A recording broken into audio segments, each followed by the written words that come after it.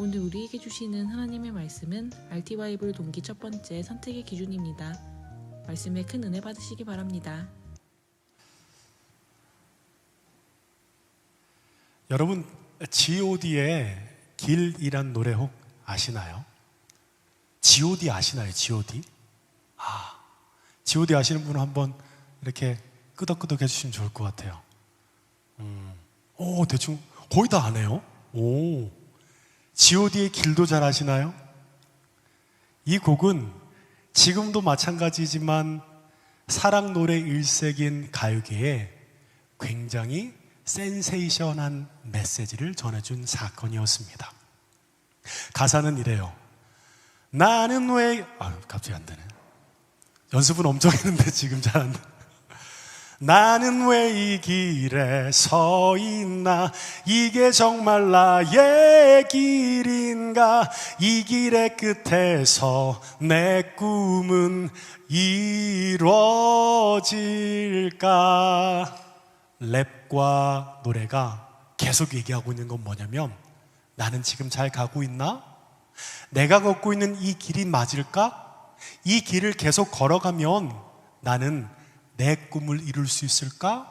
행복할 수 있을까? 아마도 청년인 여러분들은 조금은 불완전한 그 선택의 기로 앞에 서 있는 것 같습니다. 남자친구, 여자친구, 또 배우자를 만나는 것, 직업의 선택, 삶의 선택의 중요한 기로에 우리는 어떤 선택을 해야 할까요? 제가 설교를 준비하면서 구글에서 선택의 기준이라는 단어를 검색해 보니 엄청난 양의 자료들이 나오더라고요. 그런데 그 중에 중복되는 하나의 단어가 있었습니다. 우선순위였어요. 나는 어떤 선택을 할 때 내가 가장 중요로 하는 것은 무엇이지? 지금이 아니라면 할 수 없는 일은 무엇일까? 우선순위를 묻고 있는 질문입니다. 많은 사람들이 내 삶의 우선순위를 정확하게 확립하지 못하는 것 같아요. 그래서 그냥 보이는 대로, 기회가 주어지는 대로 그것들을 모두 잡으려 애쓰지만 결국엔 그것들을 놓치고 타이밍을 놓치는 것을 보게 됩니다. 나는 내 삶에 어떤 의미를 갖기를 원하는가 스스로 물어야 한다는 거예요. 그리고는 그에 맞게 행동해야 합니다. 여러분, 우리의 선택이 내가 어떤 가치를 추구하고 있는지를 보여주기 때문에 그렇습니다. 어떤 질문을 하면 여러분의 우선순위, 그 동기를 알 수 있을까요? 딱 하나입니다. 왜? 왜 그게 좋아? 왜 거기로 가려고 해? 왜 그거 사고 싶어? 그런데 이 질문은 상당히 상대방에게 무례할 수 있는 질문입니다. 정말 관계가 정립이 되고 정말 서로가 신뢰할 관계가 아니면 이 질문은 쉽지 않아요. 왜? 왜 필요한데? 왜냐하면 자신의 동기가 드러나기 때문에 그렇습니다. 오늘은 RT 바이블 동기 첫 번째 시간입니다. 그럼 동기는 뭘까요? 사람의 행동에는 반드시 그 행동을 일으키는 원인이 마음에 존재하는데 이것을 심리학에서는 동기라고 말하고 있는 거예요. 한 번은 한 장로님과 이야기를 나눴어요. 자신의 젊었을 때 선택에 대한 이야기였습니다. 이분이 군대를 전역하고 난 다음에 그때 한 7, 80년대는 중동에 가서 일을 하면 돈을 많이 벌었나 봐요. 그래서 이분이 이라크를 가서 거기서 노동자로 열심히 일을 했다고 합니다. 한 10년 넘게 결혼하고 그곳에서 일하면서 많은 돈을 벌어서 한국에 들어왔다고 해요. 근데 어떻게 하다 보니까 어떤 지인을 통해서 한 사람이 땅을 사라고 하는 요청을 듣게 된 거예요. 근데 그 땅이 어디냐면 지금의 양재동의 말죽거리였어요. 땅 1000평을 자기한테 사라고 했는데 그 돈이 자신한테 있는 거예요. 그래, 뭐 어찌됐든 그냥 있으면 흩어질 게 돈이니까 땅을 사고 필요한 것을 했으면 좋겠다. 그때는 양조동의 말죽거리가 다 밭이었나 봐요. 그런데 계약을 하고 그 돈을 치르기 위해서 만나는 그 날에 상대방이 이렇게 얘기하는 거예요. 조금만 더 주세요. 한국 사람의 정서가 그런 것 같아요. 만날 때면 좀 깎고 더 달라고 하는 일이 있었나 봐요. 근데 그 돈은 별로 많지 않았던 돈인 것 같아요. 근데 이 장로님이 마음이 상해버린 거예요. 분명 약속하고 그 돈으로 계약하기로 얘기했는데 만나는 그 시간에 그 금액을 조금 바꿨다는 게 마음이 상해서 그만 그 땅을 사기를 포기했다고 합니다. 그러면서 얘기하더라고요. 목사님, 그때 그 땅 샀으면 지금 그 땅이 얼마인 줄 아세요? 말죽거리 1000평의 땅이면 얼마인 줄 아세요? 라고 자신의 삶을 후회하는 모습을 보게 됩니다. 많은 사람들은 선택을 하며 자신의 삶의 선택을 후회하며 살아가는 것 같아요. 그때 그걸 샀어야 되는데, 그때 거기를 들어갔어야 되는데, 그때 그 남자를 만났어야 되는데, 그때 그 여자를 만났어야 되는데, 그때 내가 이와 같은 일을 했으면 좋았을 텐데, 우리의 인생에도 그런 선택의 순간이 있지 않으셨나요? 오늘 우리는 이 선택의 기로에 선 아브라함의 삶을 살펴보려 합니다. 오늘 말씀은 아브라함과 롯의 갈등에서 시작됩니다. 아브라함과 롯의 양떼가 번성했어요. 그 결과 그들이 살고 있는 땅이 그 두 떼의 양떼를 감당하기에는 협소했습니다. 결국 둘은 헤어지기를 결정합니다. 그런데 아브라함이 선택권을 가지고 있는데 그 선택권을 그만 롯에게 줍니다. 무엇이든지 네가 좋은 대로 선택하라는 것이에요. 그리고 네가 서하면 나는 동하고 네가 동하면 내가 서쪽할게. 철저하게 아브라함에게 불리한 제안입니다. 아브라함의 제안 때문에 오늘 이야기의 중심인 선택의 문제가 발생합니다.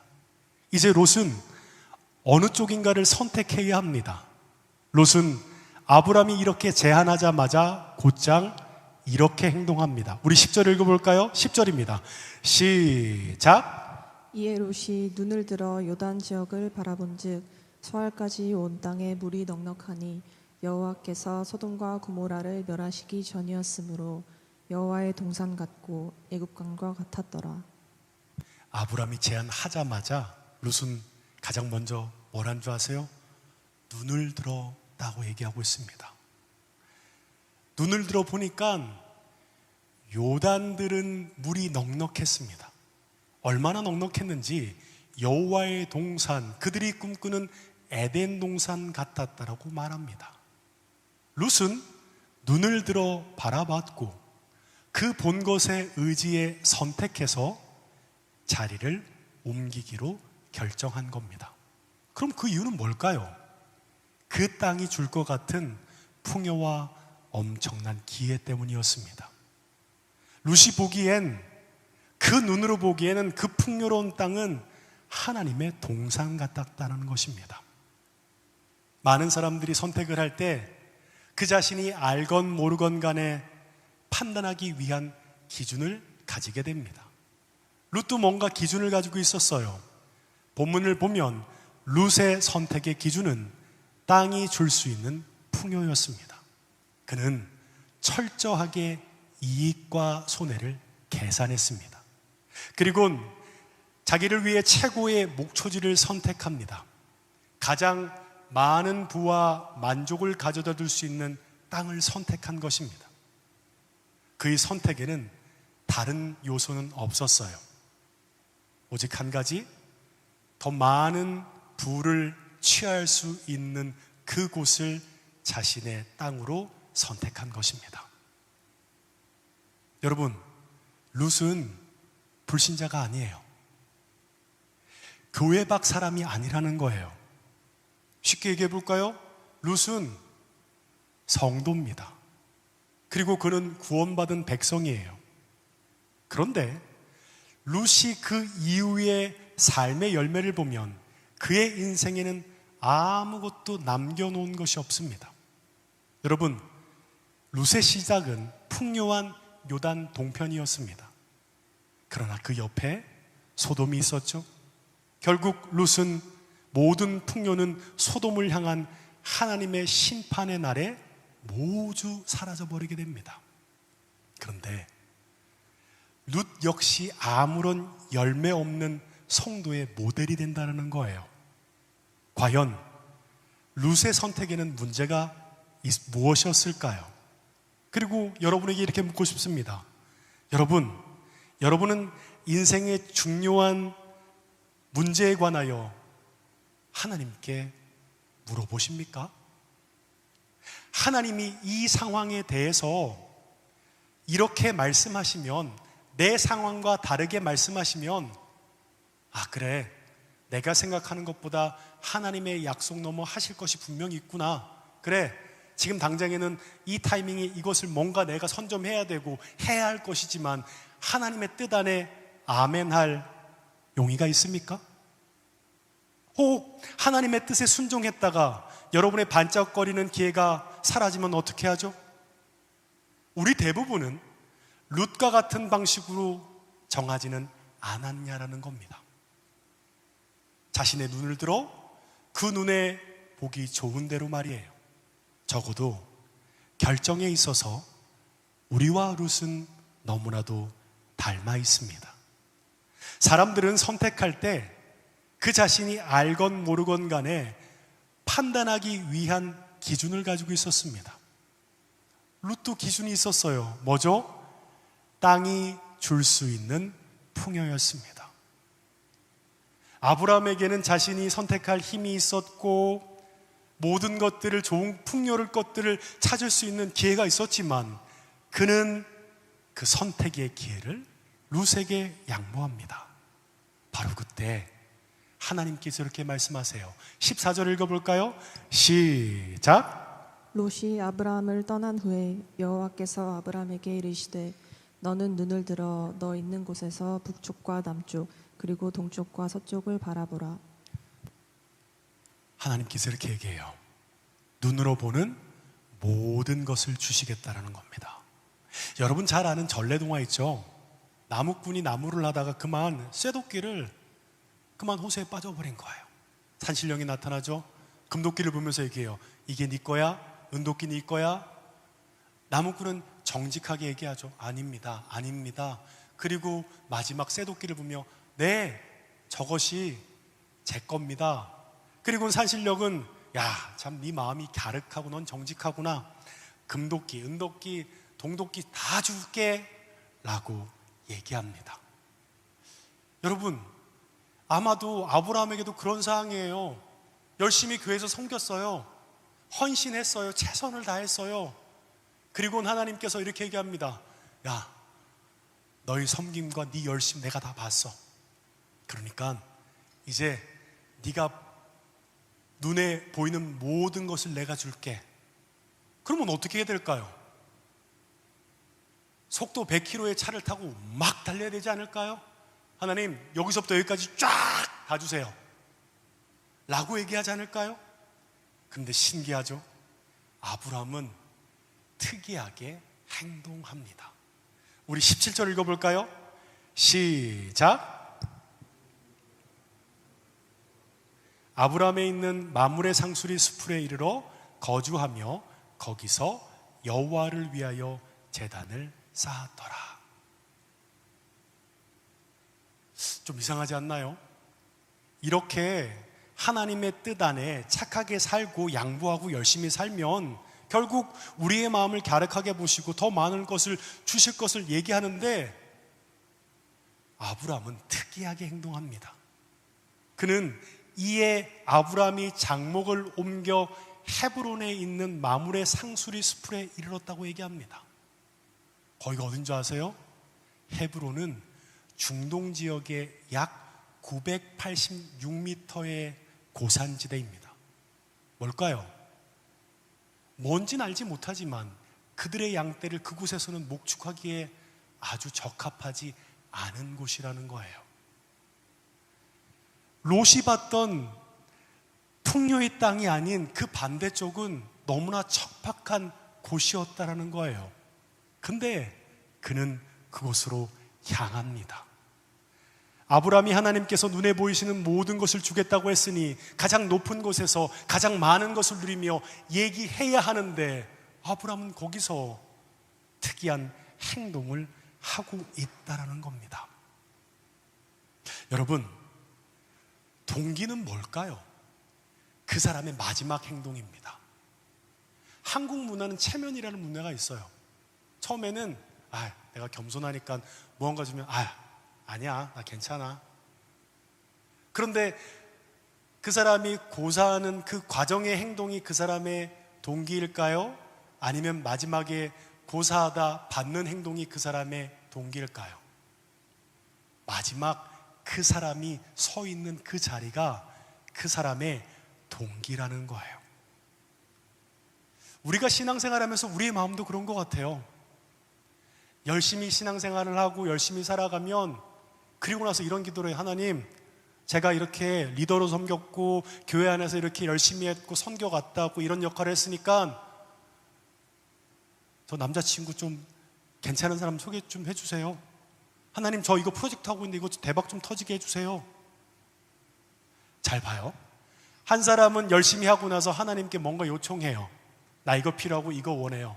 근데 한 사람은 그렇게 열심히 하고 난 다음에 이렇게 기도합니다. 하나님, 내가 하나님의 뜻 안에 순종함으로 도구로 쓰임받을 수 있어서 너무 행복했어요.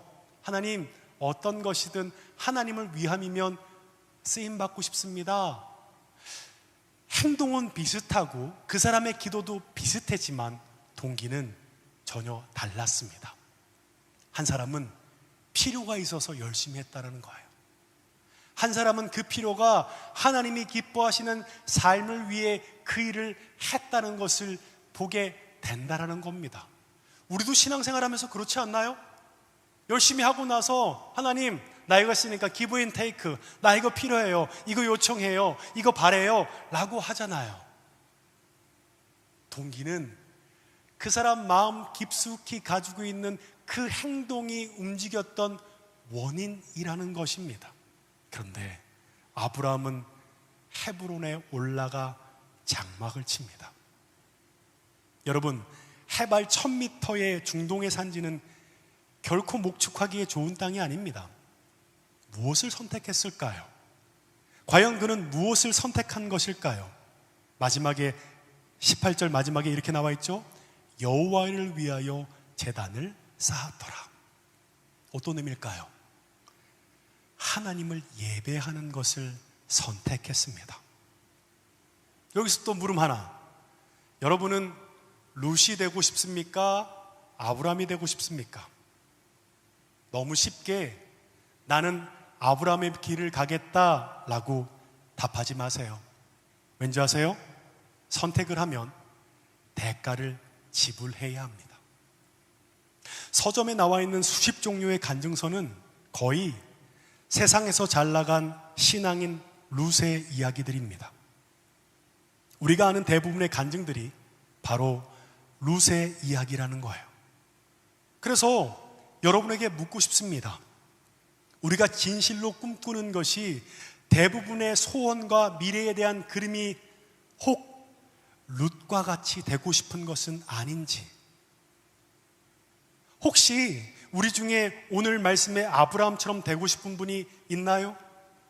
하나님의 백지 수표를 받았으면서도 그 수표로 가장 좋은 기회의 땅을 사서 보란듯이 성공할 수 있는데 그 기회를 내려놓고 하나님을 예배하기 위해서 더 높은 것, 어쩌면 더 기회가 없는 곳으로 머무는 그런 사람이고 싶냐는 거예요. 아브라함은 그곳에서 몇 년이나 머문 줄 아세요? 무려 20년이라는 세월을 헤브론 산지에서 머물게 됩니다. 그는 예배하는 것 외에 아무것도 이룬 것이 없습니다. 시간이 많이 흘렀어요. 그는 세상적으로 눈을 보기엔 하나도 발전한 것이 없습니다. 다시 물어볼까요?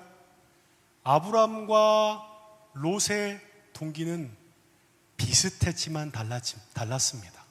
무엇이죠? 아브라함은 하나님 앞에 쓰임받는 것이 기쁨이었기에 더욱 주님 바라보며 주님 의지하며 하나님 앞에 순종하는 삶을 그는 훈련함으로 준비되었고요. 롯은 하나님을 위해 열심히 일했지만 그가 눈에 보이기 좋은 것, 풍요를 따라 열심히 살았습니다. 그래서 교회 안에서 아브라함과 룻과 삶이 있는데 아브라함은 간증을 하는 거예요. 내가 이렇게 주님을 열심히 섬기다 보니까 우리 자녀가 잘 됐고 우리 집이 이렇게 잘 됐고 우리가 이렇게 부유한 것을 경험했다라고 얘기합니다. 동기는 아주 작지만 그 삶은 좌우 그가 갔던 방향처럼 정반대로 흘러가고 있다는 것을 보게 된다는 겁니다. 우리의 삶의 선택의 기준, 우선순위는 처음에는 아주 미약한 것처럼 보이고 아무것도 아닌 것처럼 보이지만 결국 그 사람이 선 자리가 하나님이 아닌 세상이었고 하나님의 뜻이 아닌 내가 보기 좋은 것을 선택한 삶은 교회 안에 있지만 구원받은 성도라고 얘기하고 있지만 그는 하나님의 뜻과는 아무런 상관없이 세상의 부요와 풍요를 따라 살아가고 있는 삶을 살면서 그게 마치 하나님이 주신 복인 양 누리며 하나님을 이용하며 살아가는 삶을 살 수 있다는 겁니다. 네, 이렇게 얘기할지 모르죠. 목사님, 그렇게 순수하게 사는 것이 그렇게 특별한 건가요? 인간이라면 당연히 기브 앤 테이크 아니에요? 하나님 뜻 위에 살고 하나님의 영광 위에 살지만 그래도 좀 사는 거 잘 돼야 될 거 아니에요. 근데 어떤 차이가 있는지 아세요? 하나님 앞에 훈련되어진 삶이 하나님 앞에 성취를 이룬 것과 자신의 뭔가 보기 좋은 풍요와 바라는 세상의 욕구를 가지고 하나님 앞에 성취를 이룬 삶은 그 성취를 이루고 난 다음 그의 삶이 정반대의 삶을 살 수 있다는 거예요. 여러분 이런 말 하지 않나요? 와, 저 사람 잘 되고 나니까 변했어. 왜 그럴까요? 내가 생각한 대로 살다 보니까 이만큼 된 거야. 그런데 그 안에 많은 피드백과 삶의 유익과 이런 것들이 오다 보니까 점점 사람은 자신을 믿고 살아가다 보니 그 이전에 있었던 겸손과 그 전에 있었던 그 사람의 삶의 태도가 확실히 바뀌어진 것은 무엇이냐면 성취 이후에 그 삶이 바뀌어졌다는 거예요. 그럼 성경의 인물을 살펴볼까요? 다윗은 언제 왕으로 부르심을 받은 것을 약속받았을까요? 25살에 받았습니다. 그리고 그 약속의 성취는 언제 이루어졌죠?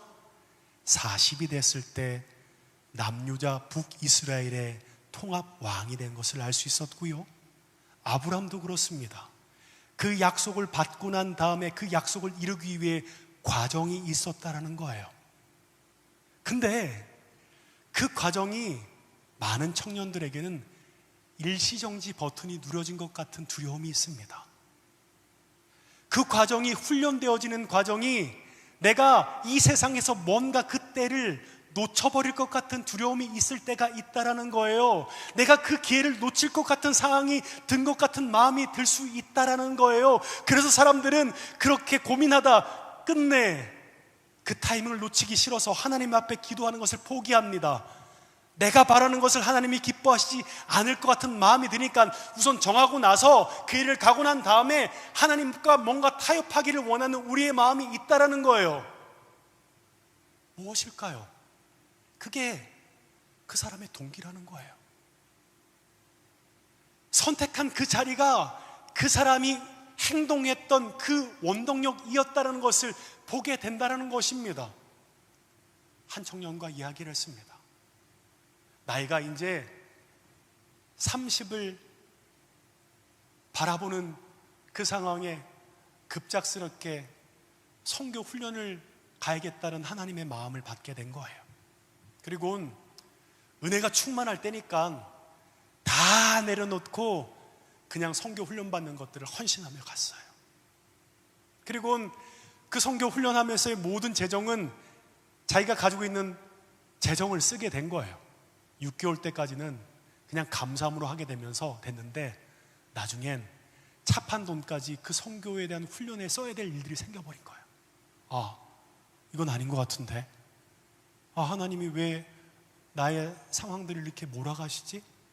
그리고 기도하는데 하나님은 뭔가 내가 선교지에서 선교를 하고 하나님의 부르심 안에 뭔가를 내려놓고 벼랑 끝 앞에 선 것 같은 두려움이 생기는 거예요. 그때 그 사람 안에 이런 두려움이 생긴 거예요. 나 결혼해야 되는데, 나 지금 뭔가 세상 속에서 해야 될 시간인데, 와, 나 이러다가 다른 사람들보다 내가 밀리는 거 아니야? 이러다 나고자 되는 거 아니야? 내 인생은 끝나는 게 아닐까라는 두려움이 있다는 것을 듣게 되었습니다. 그때 제가 그 청년에게 이렇게 얘기했어요. 근데 하나님의 약속의 성취를 위해서 반드시 하나님은 하나님의 도구로 쓰임받은 자를 준비되어지는 시간이 필요해. 누구나. 그런데 그 시간이 채워지잖아. 그 훈련이 되어지잖아. 그러면 왜지? 세상 밖에 있는 뭔가 외딴 곳에 하나님이 두실까? 다윗이 그랬고 아브라함이 그랬고 하나님의 쓰임받은 자들은 다시 세상 가장 중심으로 하나님께서 두십니다. 그리고 하나님의 방법에 맞게 그의 삶을 열어주시고 하나님께서 이 세상의 가장 높은 것, 가장 형통한 삶을 누리게 하십니다. 그 과정 안에 훈련되어진 삶은 그 자리에 올라섰을 때 그게 자기의 의라고 생각할까요? 자기가 준비되어서 하나님께 쓰신다고 생각할까요? 아니요. 능하신 하나님의 손 안에 있다는 것을 알아 그 성취를 이루는 순간 하나님의 뜻을 더욱 구하게 됩니다. 하나님, 저를 왜 이 자리에 두셨죠? 하나님, 내가 이것을 감당하지 못할 이런 부와 명예와 이런 것들을 주신 이유가 무엇이죠? 그리고 그 하나님의 약속의 성취 가운데 주의 뜻 가운데 순종함으로 주 앞에 나아가는 삶을 살게 된다는 겁니다.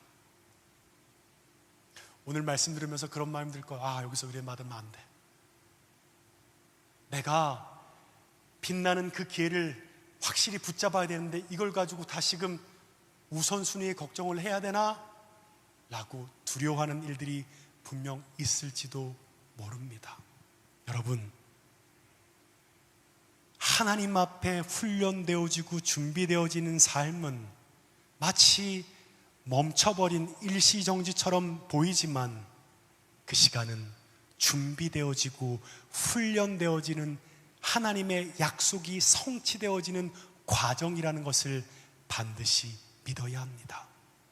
그리고 그 시간에 그 때가 차면 하나님께서는 다시금 세상의 한 중심, 세상의 가장 높은 자리, 세상의 영향력이 있는 그 자리에 하나님께서 세우셔서 약속의 도구로 내 삶을 쓰실 것을 믿어야 합니다.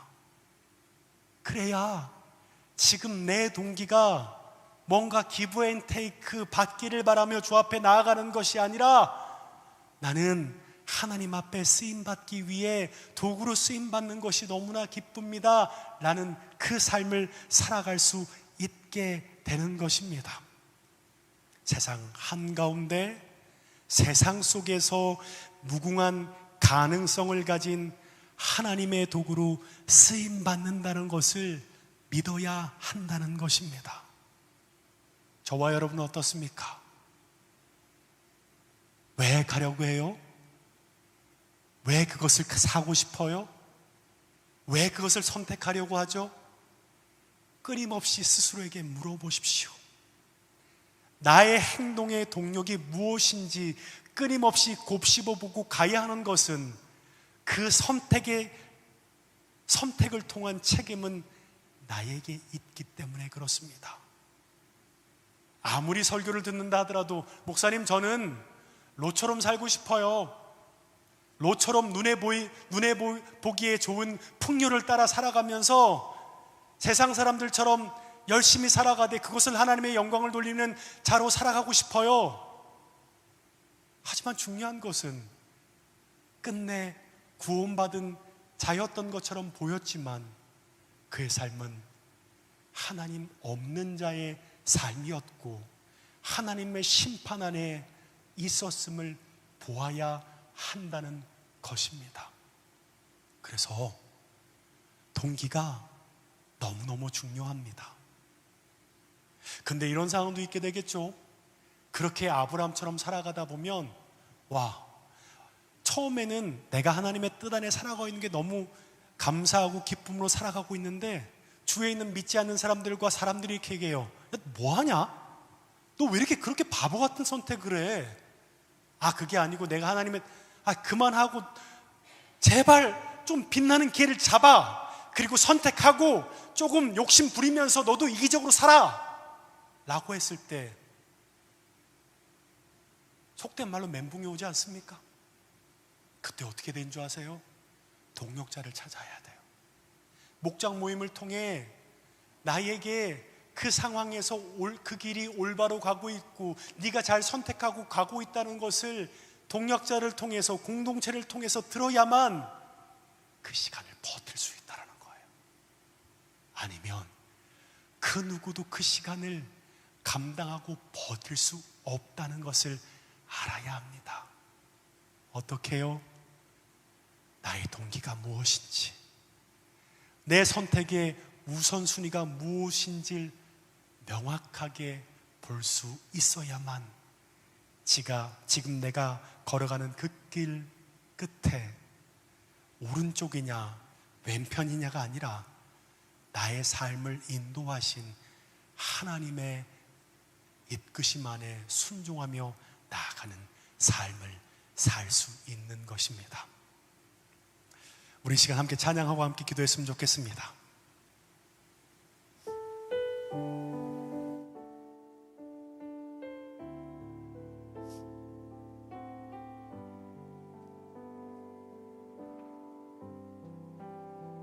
나의 주님께 찬양 드리며 그 크신 사랑 주님께 감사해.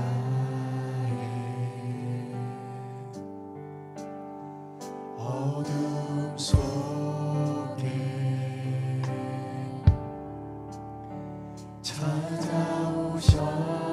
찾아오셔서 주님의 영광 보게 하시네. 의심하는 나를 손 내밀어 잡아주시네. 두려움만 내려놓고 주 바라봅니다.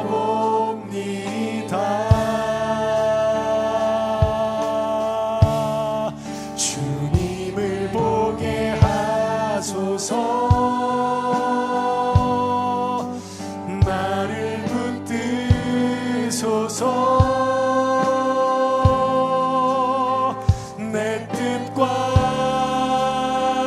내 생각 내려놓고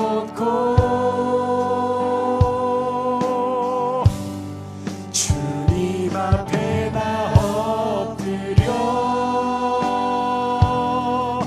주의 음성 기다리니 나를 부르실 때 믿음은. 우리 다시 한번 찬양할까요? 나의 주님께 찬양 드리며 나의 주님께 찬양 드리며 그 크신 사랑 주님께 어둠 속에 찾아오셔서 어둠 속에 찾아오셔서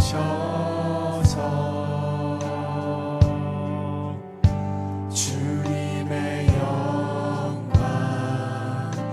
보게 하시네. 의심하는 나를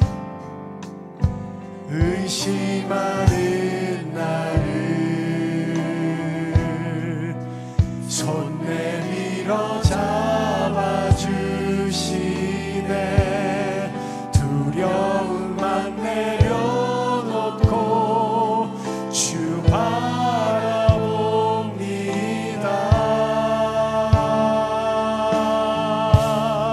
주님을 보게 하소서. 나를 붙드소서. 내 뜻과 내 생각 내려놓고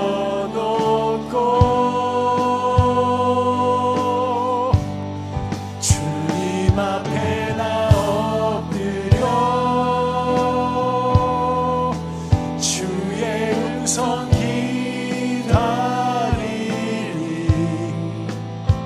나를 부르실 때 믿음으로 주님을 보게 하소서. 주님을 보게 하소서. 나를 붙드소서. 내 뜻과 내 생각 내려놓고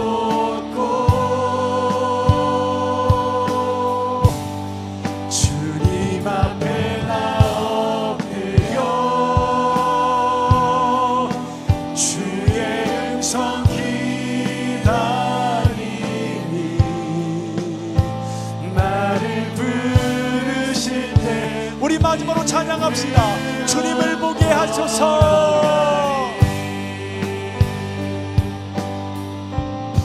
주님을 보게 하소서.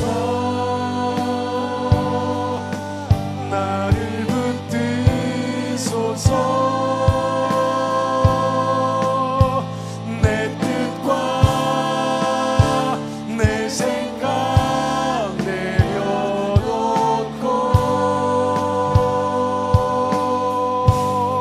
주님 앞에 나 엎드려 주의 음성 기다리니 나를 부르실 때 믿음으로 걸어가리.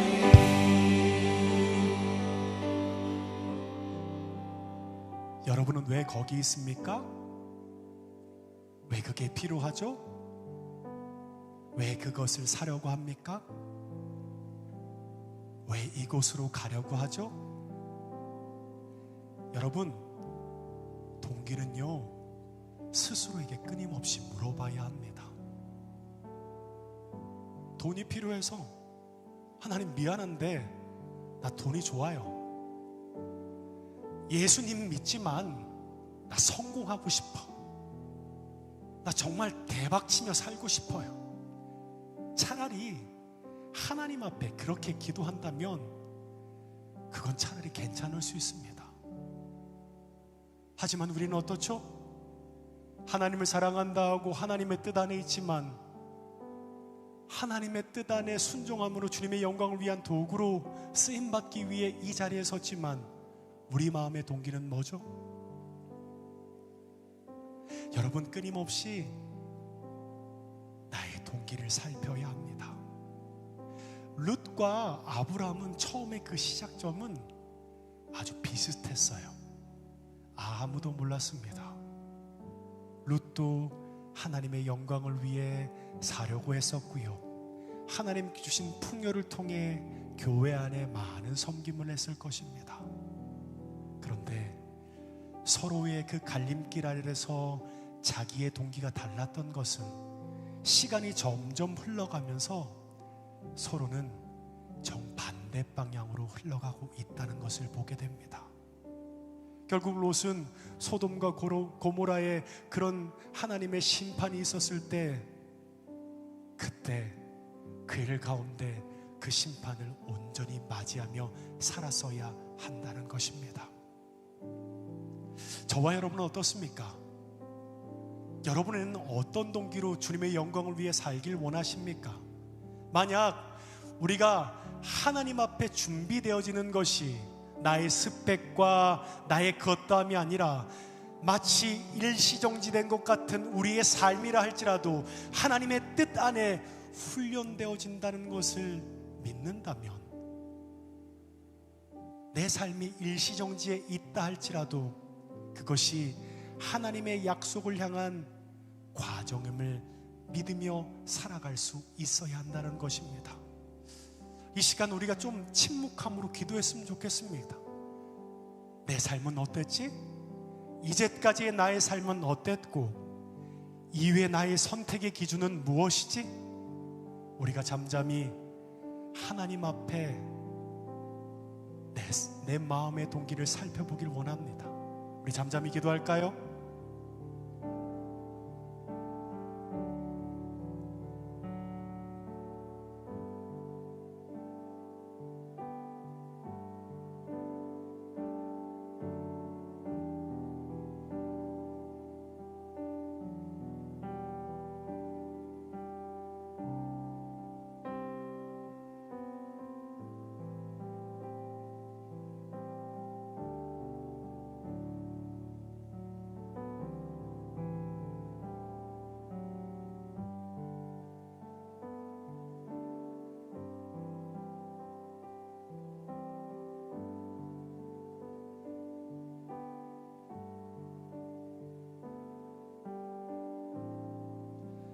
아직 늦지 않았습니다. 아직 늦지 않았어요. 지금이라도 다시금 돌이켜 여호와께로 나온다면 하나님의 영광을 위한 도구로 쓰임받는 자로 쓰임받을 수 있습니다. 우리의 삶이 능하신 하나님의 손안에 있다는 것을 알게 된다면, 하나님의 약속의 성취를 위한 도구로 쓰임받는 것을 믿게 된다면, 우리의 처지와 상황이 감사가 아니라 하나님의 약속을 붙들고 그 가운데 준비되어지고 훈련되어지고 그 성취의 도구로 쓰임받는 것이 우리의 감사이고 우리의 동기여야 한다는 것입니다. 만약 그렇지 않다면 다시금 돌이켜야 합니다. 다시금 회개하셔야 합니다. 왜 그런 줄 아세요? 롯은 결국 하나님을 등지고 그의 삶은 하나님과 아무런 상관이 없는 삶이 되었다는 것을 알기 때문에 그렇습니다. 이 시간 우리 주여 한번 외치고 기도할까요? 주여!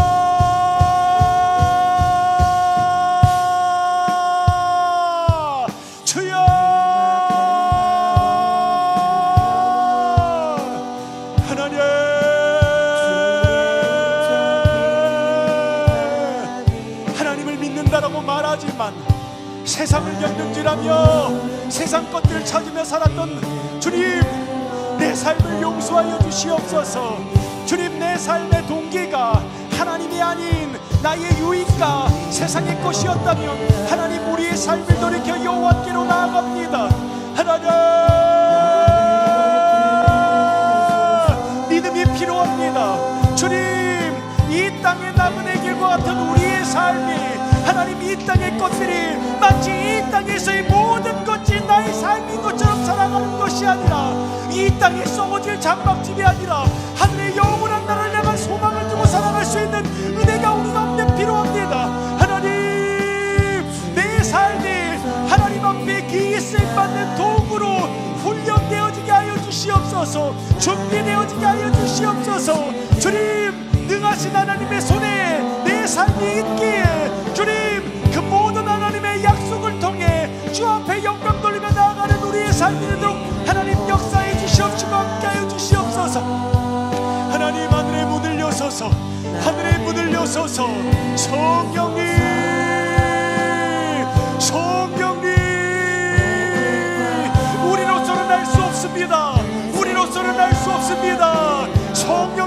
하심과 그 역사가 우리의 삶을 관통하사 주님, 내가 붙들고 살아왔던 그 우선순위가 주님 하나님 앞에 아무런 아버지 그 가치 없는 삶이었음을 우리가 깨달아 주 앞에 나아가는 은혜의 삶이 되도록 하나님 역사해 주시옵시고 인도하여 주시옵소서. 오 하나님, 이 시간 간절히 주님 앞에 기도하며 나아갑니다.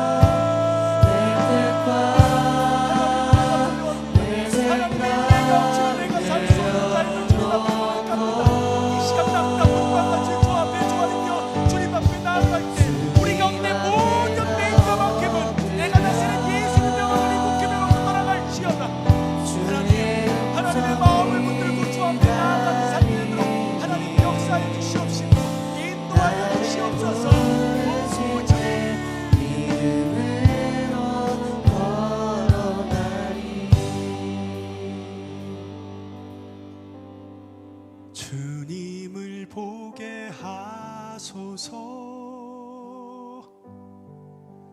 나를 붙드소서.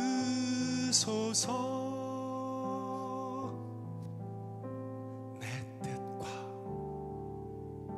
내 생각 내려놓고